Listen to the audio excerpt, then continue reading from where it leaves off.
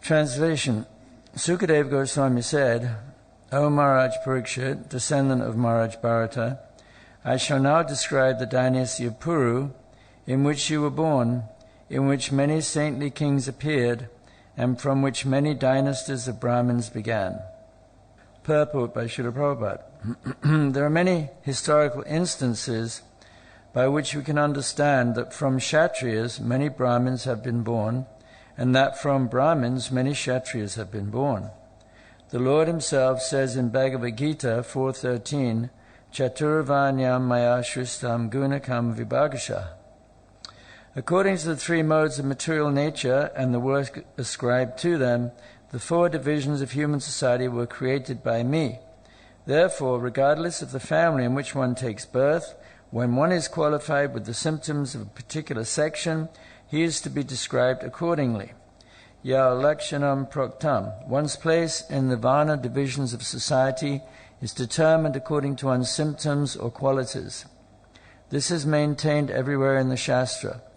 Birth is a secondary consideration. The first consideration is one's qualities and activities.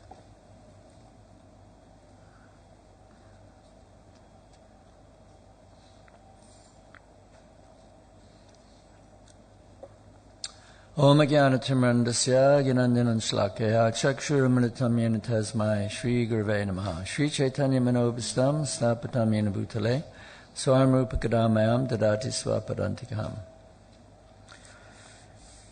So this is a very important thing to understand, how Brahmin, status of a Brahmin is not something you're born with. Prabhupada would give the example of the High Court judge. His son has to be qualified as a lawyer and then become a High Court judge, but it's not by birth. You have to become qualified. So similarly, with the Brahminical status, which is a very high status, one has to become qualified.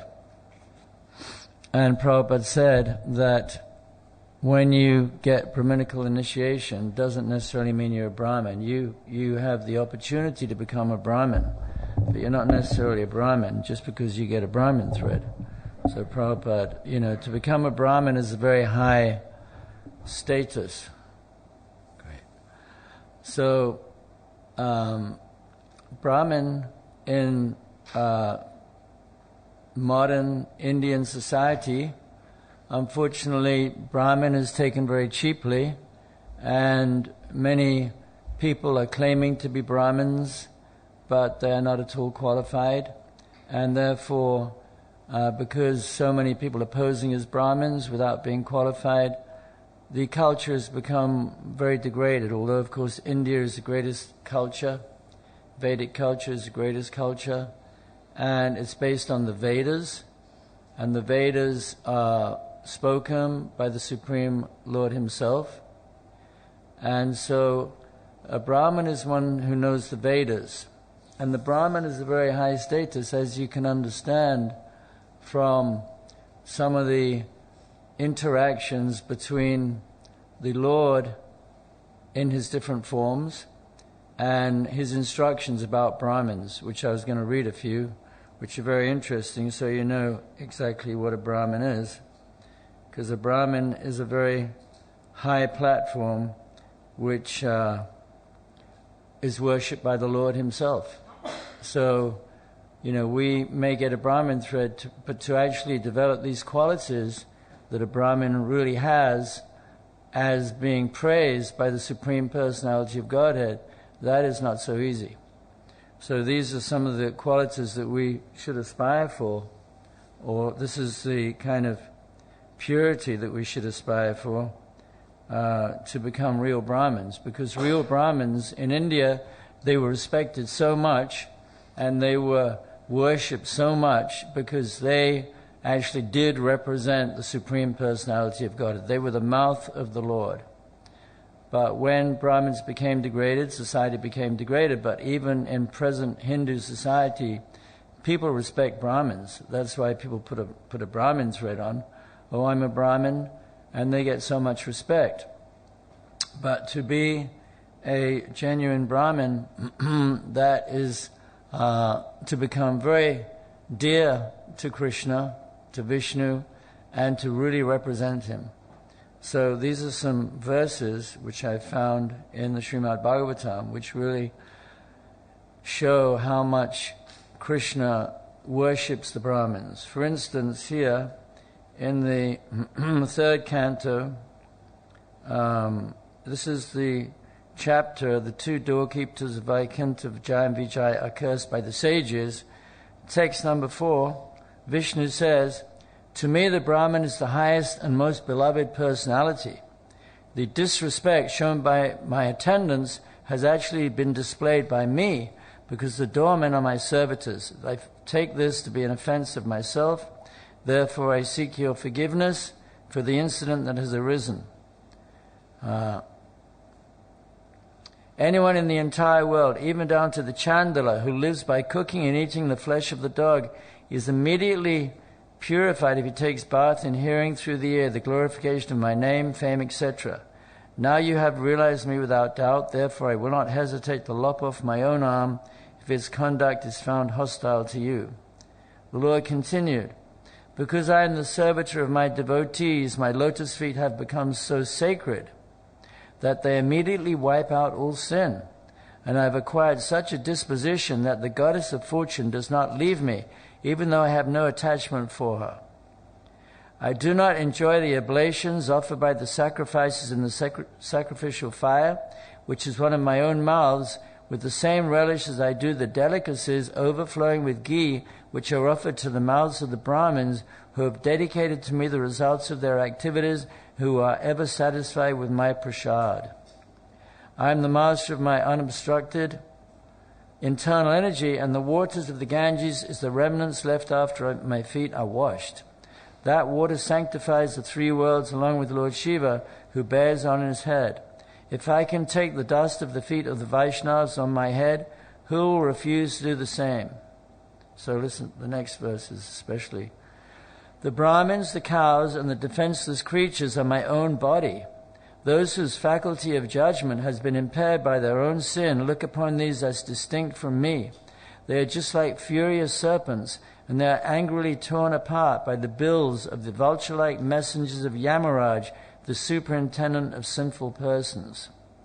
On the other hand, they captivate my heart, who are gladdened in heart, and who, their lotus faces enlightened by nectarian smiles, respect the Brahmins, even though the Brahmins utter harsh words.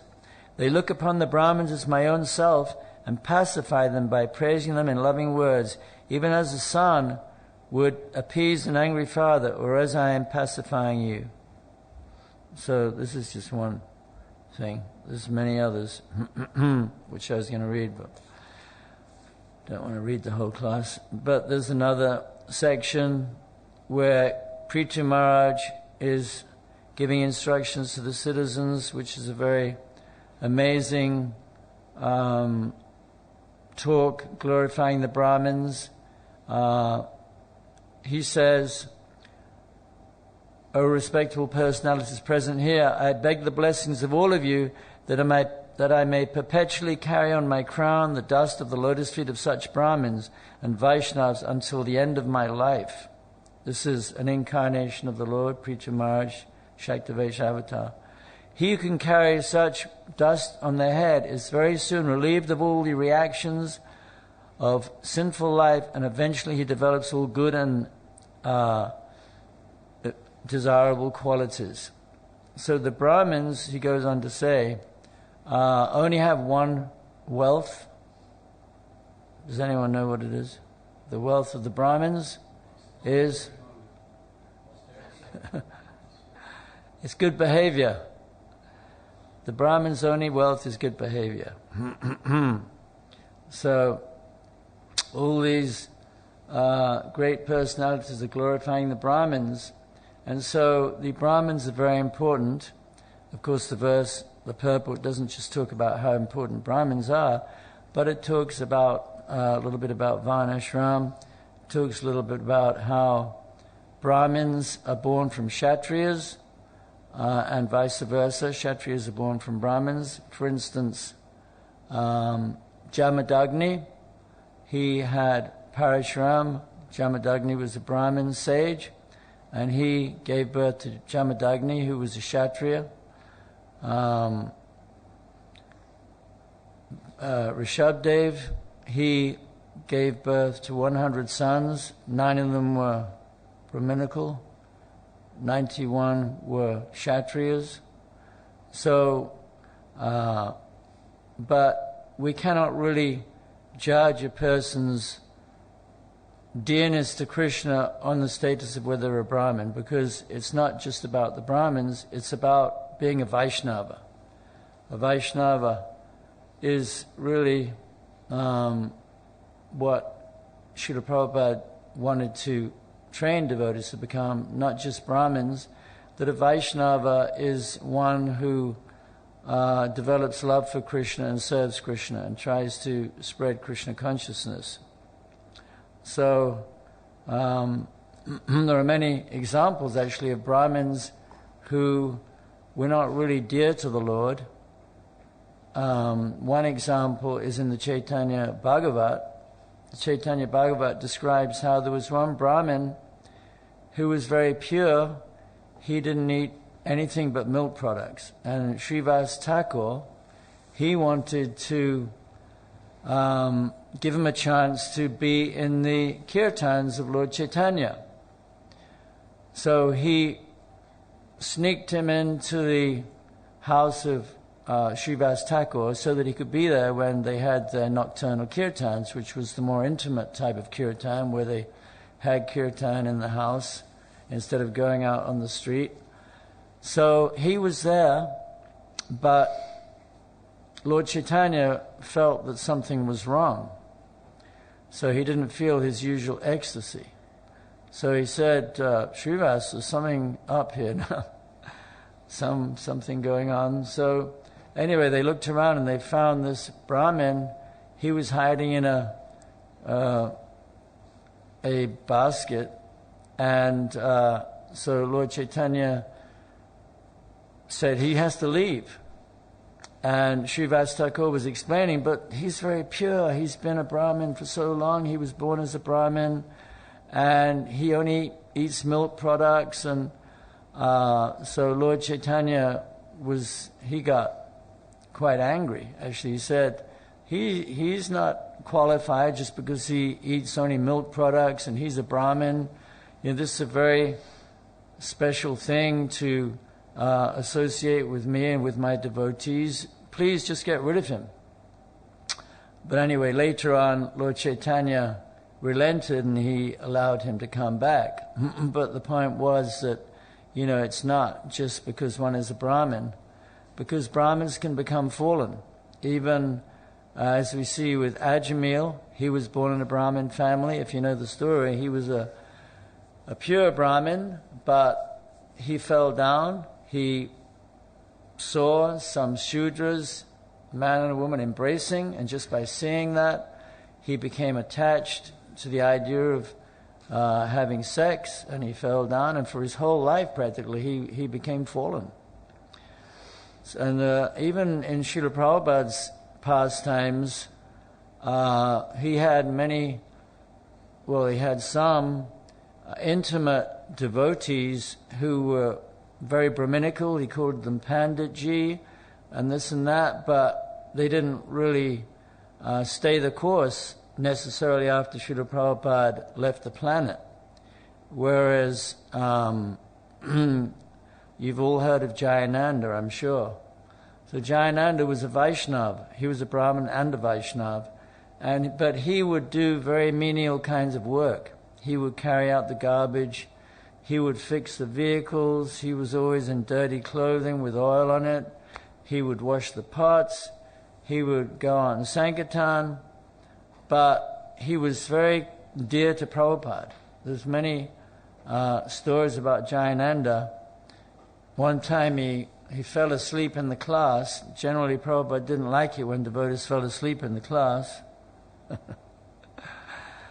But with Jayananda, he said, it's okay, let him sleep. He works so hard, he can sleep. Another time, Jayananda was standing at the back of the class, and Srila Prabhupada said, "He looks like Lord Chaitanya." And everybody laughed. He said, "No, he really does look like Lord Chaitanya." But when Prabhupada came to New York in 1977, Jayananda had actually, him and Toshan Krishna Prabhu had organized the Rath Yatra to go down Fifth Avenue, and Prabhupada was really happy. You know, Prabhupada came to New York with nothing, and then a few years later, they've got the Rath Yatra cart going down Fifth Avenue, the most important city, most important street in the world practically. And Prabhupada was very happy with Jayananda and Toshan. And Jayananda was asked if he wanted to drive Prabhupada, to be the chauffeur, because Jayananda was a taxi driver. He supported the temple back in the early days in San Francisco. He drove a taxi. And so, but when he was asked to be the chauffeur for Prabhupada, he said, "No, I'm too dirty. I can't do that." So he was very pure, felt very unworthy of Prabhupada's immediate association, but he was a bona fide, genuine, beloved to Prabhupada disciple. And when he passed away, you may know the story, but he got leukemia, which is cancer of the blood, and so he wasn't spending the money on his own medicine. He was spending the money to help make the Rath Yatra in Los Angeles successful. And he passed away just before Prabhupada. It was kind of like Haridas Thakur. He passed away before Lord Chaitanya. He wanted to disappear before Lord Chaitanya because he couldn't bear to see Lord Chaitanya disappear, and the world was bereft of Lord Chaitanya. Anyway, Jayananda passed away before Prabhupada, and Prabhupada wrote a letter saying that, "You, my beloved disciple Jayananda," this was a letter to all the devotees just to show how much Prabhupada appreciated Jayananda, because Jayananda already passed away. So he said, "You are my beloved disciple, and because you were very engaged in devotional service, I think that if you had any material desire, then you have gone to the heavenly planets. From the heavenly planets, you will have gone back to Godhead. But because you were so pure and you were so devoted, my thinking is that you went directly back to Goloka Vrindavan, or Gokula, to Krishna's planet." Anyway, so that was Jayananda. So he wasn't really necessarily engaged in Brahminical activities. He was a Vaishnava who did the needful, and that is really more important than just being a Brahmin necessarily, and knowing a lot of shlokas and just being more in the traditional role of a Brahmin, but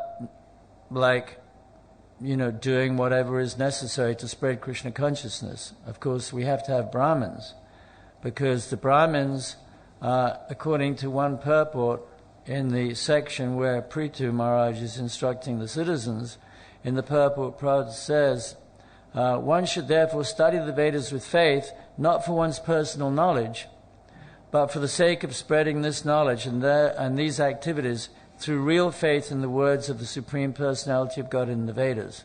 In other words, we study, we get enlightenment ourselves, we get nectar, but at the same time we're studying so that we can have the necessary knowledge to enlighten the people.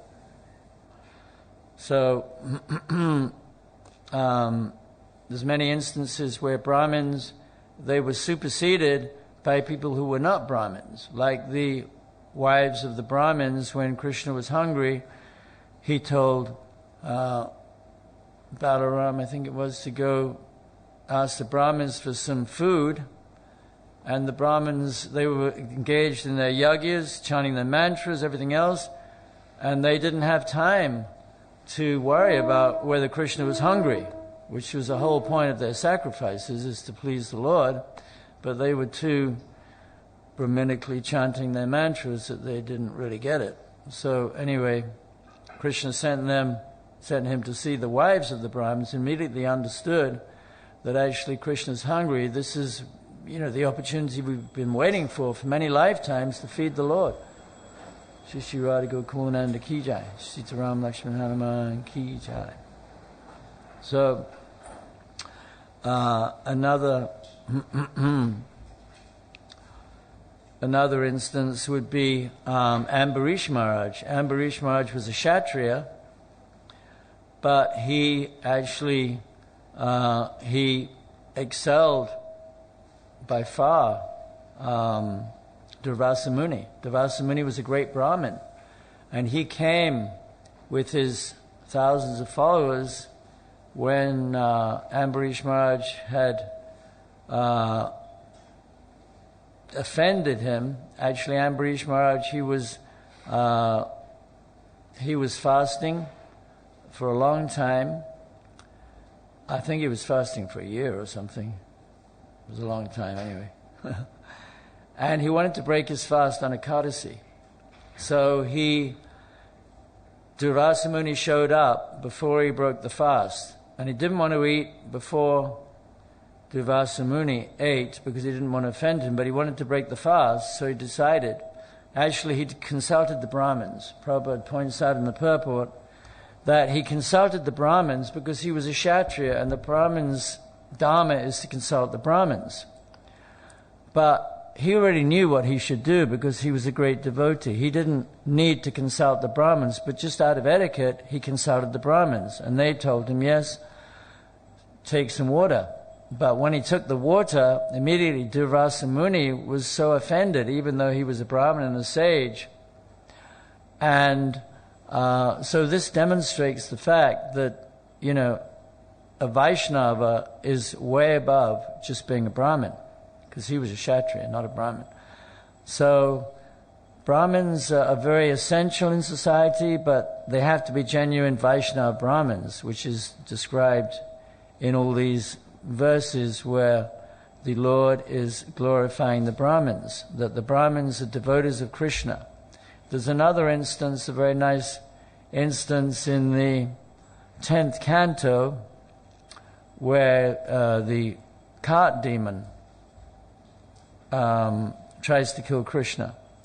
So the cart demon falls on Krishna, or Krishna kicks it and breaks it and destroys it, and all the Nanda Maharaj, Mother Yashoda, the residents of Vrindavan, they're all very concerned about Krishna. Everyone's trying to kill Krishna. We've got to protect him. We've got to get the blessings of the Brahmins. So they say, Yesu Yamrita Dambesha Himsa Mana Vivajita. Can't remember the rest of it. Anyway, it's a very nice verse. It said, if we get the blessings of the Brahmins have to be free from envy. They have to be undisturbed by the opulence of others. This is another quality of a Brahmin. Not disturbed by the opulence of others. They have to be peaceful. And if they have these qualities, then their blessings never go in vain. So such Brahmins are very important in society, because the Brahmins actually can change society. So, Prabhupada mentions Varnashram in the purport here, but actually Varnashram is one of the main goals of Varnashram is to teach people how to be civilized human beings. This is described in the instructions of Prahlad Maharaj in the 7th canto, that he goes through all the qualities that actual human beings have to develop. It's also described by Krishna in the 11th canto that he says, Ahimsa Satyamastayam Kama Krodha Lobhata. I'm good on first two lines. I'm not good on the third and the fourth. But anyway, something. So he says, it is the duty of all ashrams and varnas in society to be non-violent, to be truthful, and to work for the benefit of others. So this is actually the duty of every member of society, to work for the benefit of others. When Krishna was in Vrindavan, he had just stolen the clothes of the gopas. He was walking in Vrindavan forest. He saw the trees. The trees were offering all their benefit they could give, like shade and fruit and so many things trees give. So Krishna was actually glorifying the trees. So he quoted this very famous verse, Etavan Jamasapalyam Deheshu Ehinam Ate Pranadya Vachashreya Sadanam. How's it go? Anyway, very nice verse. Krishna says that it is the duty of every living entity, because he's talking about the trees, not just human beings. Every living entity, it is their duty to work for the benefit of others with their prana, our life, their wealth, their words, if they're human beings. Of course, animals speak. And with everything they have. So that is the Vaishnava culture, is Varnashram. The ultimate goal is that everybody should be working for the benefit of others. Everybody. Even the dogs, they're protecting the cows. I have cows. We have a dog, protects the cows because we have jackals, hyenas, whatever they are. So this is actually the goal of Varnashram. But of course the Brahmins are very important because they study the Vedas. And they know the Vedas. And Krishna says, Vedas chisavera hamavidya vedantakrit vedavit evachaham. From me come knowledge, remembrance and forgetfulness. By all the Vedas I am to be known. Indeed, I am compiler of the Vedas and the knower of Vedanta. So the Vedas are very important because Krishna gives the Vedas. Like Prabhupada gives the example of the child who doesn't know who his father is. So he can ask his mother. So the Vedas are your mother. If you want to know anything like about life on other planets, how would we know? I was reading that now the scientists, Stephen Hawkins, different scientists, they're advocating, or they're very behind this new endeavor, which is costing £75 million to research whether there's aliens out there. So they've got these, just apparently two very powerful telescopes, one in Colorado or somewhere, one in Australia. So they're looking for life on other planets. But instead of spending all this money, which they could help build a temple of the Vedic planetarium, which would, Prabhupada said, this would be like a boot in the face for the scientists, because it actually shows the size of the universe, who lives on which planets, everything else. Instead of wasting all that money, they have to use their imperfect senses to try and find out something which, if they were humble, they would find out very easily by studying the Vedas. But they can't do that because they're foolish. They're actually Sudras. So we're very fortunate because we do have the Vedas, and from the Vedas we can get knowledge, because we're supposed to be Shastra Chakshus. We see through the eyes of the Vedas. But for a devotee, a Vaishnava, even a devotee may be illiterate. So there's a very nice verse. It says, Yanastaya naro rajan na pramejana kaichet davanabalivanetre naskalen napatit iha. This means that one who accepts the path of devotional service. Thank you very much. Hare Krishna. One who accepts the path of devotional service does not blunder.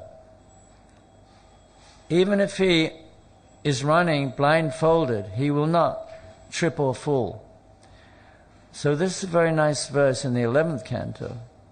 And in the purport, it's described how when it says that if you're blindfolded and you're running, you won't trip or fall, it means that even if you don't study the Vedas, you will be safe in devotional service. Because if you're a genuine devotee,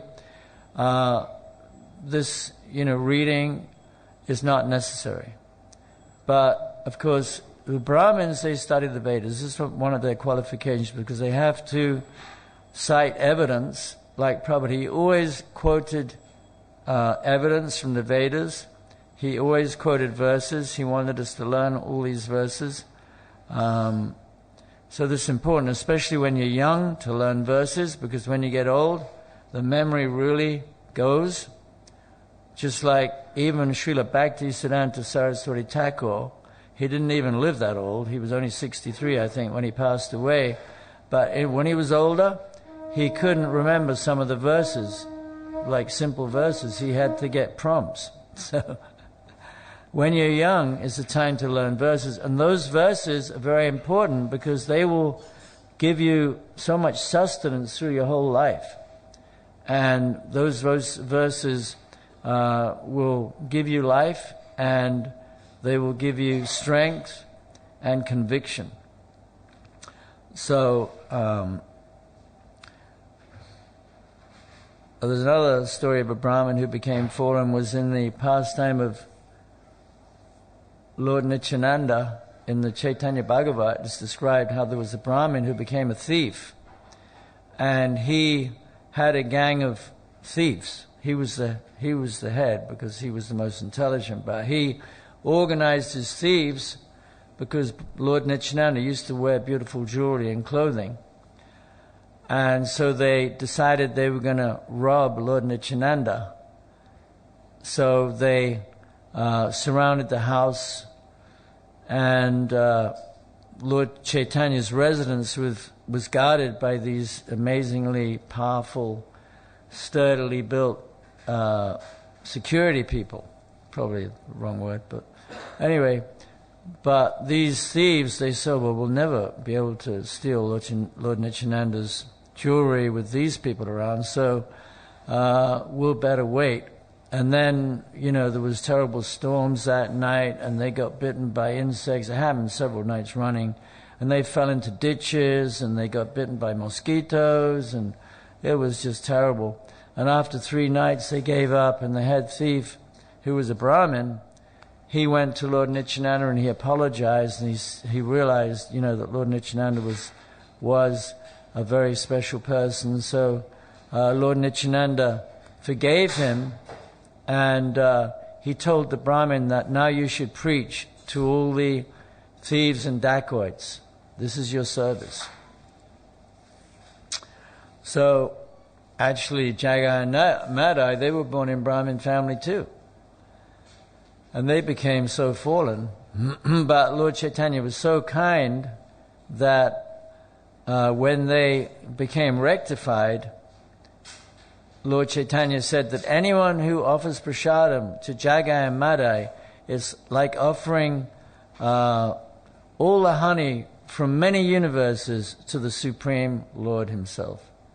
So,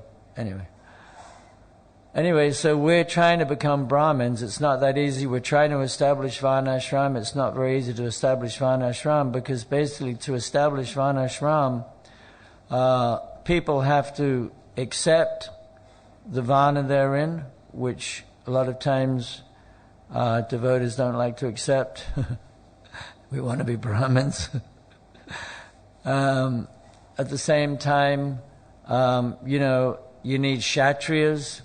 Kshatriyas, they used to have so much land to donate to the Brahmins.